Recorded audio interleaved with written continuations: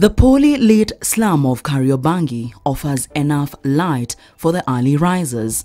It's 3 a.m. Here, going the extra mile is not an option. Life can be tough, even tougher when you are dirt poor and are physically challenged. No one understands that better than Kerera Mwalimu, a Tanzanian professional beggar now plying his trade in Kenya.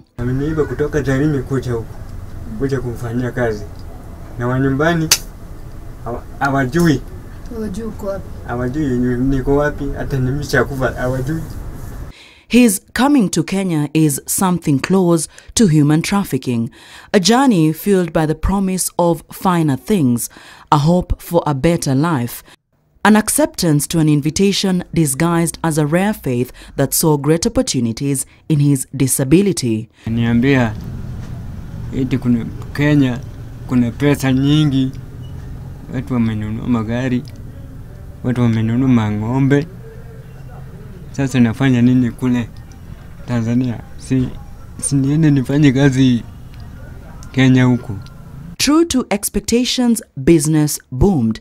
Givers were many. The day's earnings good, but it was never his money. Nikileta pesa, yeye ndiye anahesabu. Yana kata za baskeli na pesa zote mimi anani mimi ananipa 50. And after 9 hard years of braving the streets to beg, he has nothing to show for it. Nina zangu zimekulwa zote. Wamenifanya kama chombo chao. His able-bodied broker friend vanished, apparently after amassing enough from exploiting him. Amenunua ng'ombe kwa ajili ya mimi. Amenunua ng'ombe 8. The promise of paradise was just that, a promise. And with times getting tougher, the painful reality sunk. He was just a beggar on hire. Pesa tukipata, wao wanachukua wanaweka mfukoni. Misery led him to birds of a feather. He now shares this one room with 5 other beggars. Depending on the amount one brings, this is survival for the fittest.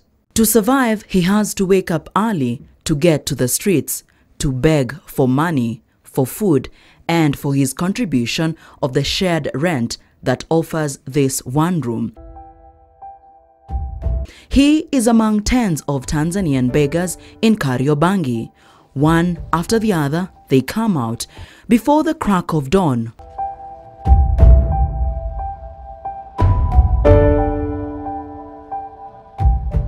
Those who can walk slowly make it to the bus station. These two crawling find it hard in the morning rush. After a few minutes of trying to catch a bus to town, this bus waits patiently for the two to board. Others have a dedicated motorbike rider. On an agreed amount, they will pick and drop them daily. Sinamuitaka wa pikipiki na namba yake. Ananikujia. Kia ananipeleka kwa magari. Mimi nakitukia mimi na mtoto wangu. Mother and son. Children make for more empathy. The aim is to get to town ahead of traffic, human traffic. It's the business of sharing, the cliché term of help me, I help you. Take this case for instance. This beggar is taken by his pushman. They wait patiently for the bus. Then we follow them into town. He pushes his wheelchair to a strategic place,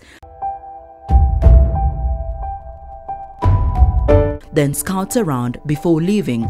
The cup of coins placed strategically. We're informed many are mentally challenged.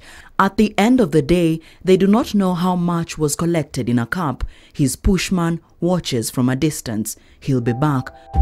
Before we leave, the coins already drop in. Notwithstanding the exploitation, some have something to show for years in begging. Unaangalia sehemu. Kule ukipatikana maisha mazuri unakaa. Julius, for instance, has been begging in Kenya for 16 years now. From his efforts, he has obtained enough money to pay dowry for his wife, Joyce, who is also blind and from Tanzania as well. Nilimuoa mwaka 2011. Their children take turns in taking them to town. They beg from different locations. On any given day, 2 of their children will have to miss school to take care of their parents. Kwa mfano kama leo, nataka niende na fulani. Manake sisi kwa shule tumeshatoa taarifa. Leo ameenda huyu, kesho ameenda huyu.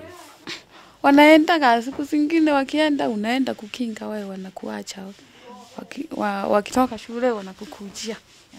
Julius justifies the absence as a necessary sacrifice to feed, clothe and educate the family. Kwa mfano kama juzi, ajana kale kama msichana kadogo kale karudishwa kwa ajili ya pesa. Some have to rent a helper or a wheelchair for a day or a week depending on how much you make. Mtu wa kupelekwa na wheelchair, kwanza yule amempeleka wanakuja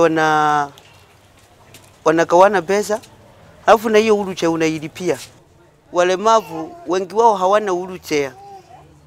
Hizo wheelchair zinatokana na kukodesha. Ukienda naye vizuri si yake. The begging gravy train has many riders. Even the police are in the mix. Hata kama hao watu wanaweza ulizwa, wanaweza sema huko Kariobangi anaitwa giri 3. Juu akiwashika giri 3. Akiwashika giri 3. The mentally challenged beggars are especially vulnerable to the parasitism. After a day's collection, all they remain with are either empty cups or 50 shillings. Their state of mind means they can hardly comprehend the exploitation, the blatant theft of their sweat, and how to stop it. Ironically, they find solace in what they know best, begging. Sina uwezo, nimekimbia tu kutafuta. Sasa siwezi kulima. Sasa nitalimaje nipate chakula cha kulisha watoto kama hawa.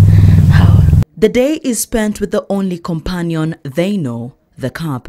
It can get lonely on these streets. Plus, one has to consider places that are friendly. The rainy days are the worst. Some say their families don't know they're in Kenya. Others lost hope. They were disowned by their families. Disability seen as a burden. Ilikuwa imepaki mali hapa kiasi. Tulikuja tukafurukana na wao. Pa ikafika kiwango sasa mmoja akanipiga. Amuna aliyekuwa ananipelekaga hapa alikuwa jamaa mmoja hapa alikuwa anaitwa Malimi, naye amerudi nyumbani. The return from work are made mostly just before darkness. It's not safe to walk with money in the dark. So the same riders who pick them drop them at the doorstep. Today's done. There's some coins for food. Tomorrow, well, tomorrow depends on so much. Here, life is taken one day at a time. It's a sad state of affairs, what many would look down upon, and others even use it as an opportunity for business. For them, this cup, the business of begging, is their sole livelihood. They say they have children to feed, children to educate. Masika Ndiye Tanui, Citizen TV.